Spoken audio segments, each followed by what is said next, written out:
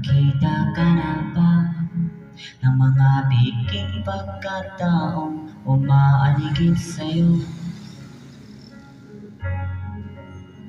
Nakasagap ka na ba ng mga balitan yun pala'y di naman totoo?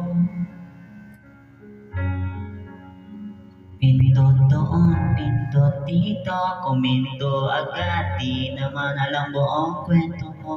Ganito na ba ang sistema? Kaibigan pa ba ang mundong di natamasa?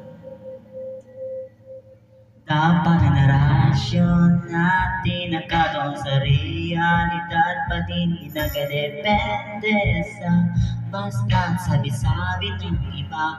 Lahat ng bagay na gamitin sa buti, pero huwag masyadong pawili. Halaga na po'y huwag paniwalain, parang mundo ito'y di ka kukontrolin. Huwag mong hayaan, nakakabahala lamang ang paligid na ginagalawan. Di dapat dumepende sa mga material na bagay lang. Isip muna bago magdesisyon, para tama ang solusyon, nang hindi magsisi at umiyak sa bandang huli. Kasi pindot doon, pindot dito, komento agad, di naman alam buong kwento mo. Ganito na ba ang sistema?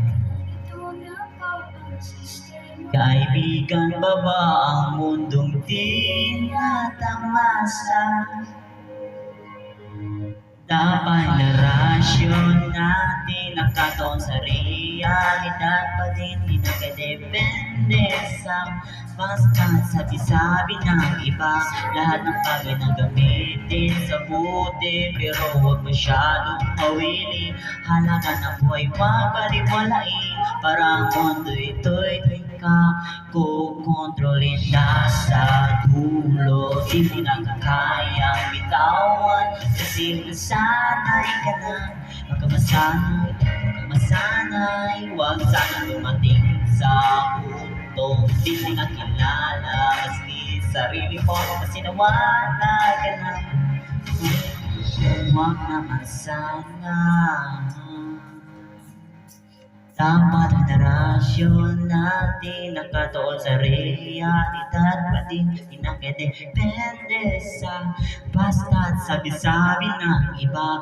Lahat ng bagay na gamitin sa buti, pero huwag masyadong mawili. Halaga ng buhay huwag paliwalain, parang mundo'y di ka. Dapat ay narasyon natin nakatuon sa realidad, pati di nakadepende sa basta't sabi-sabi na iba. Lahat ng bagay na gamitin sa buti, pero huwag masyadong pawili. Halaga na po'y huwag paliwalain, parang mundo ito'y di ka kukontrolin.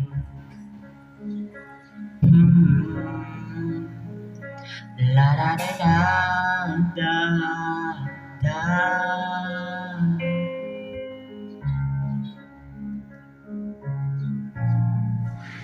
Kaya mag-ingat ka sa mga biking pagkataong umaaligid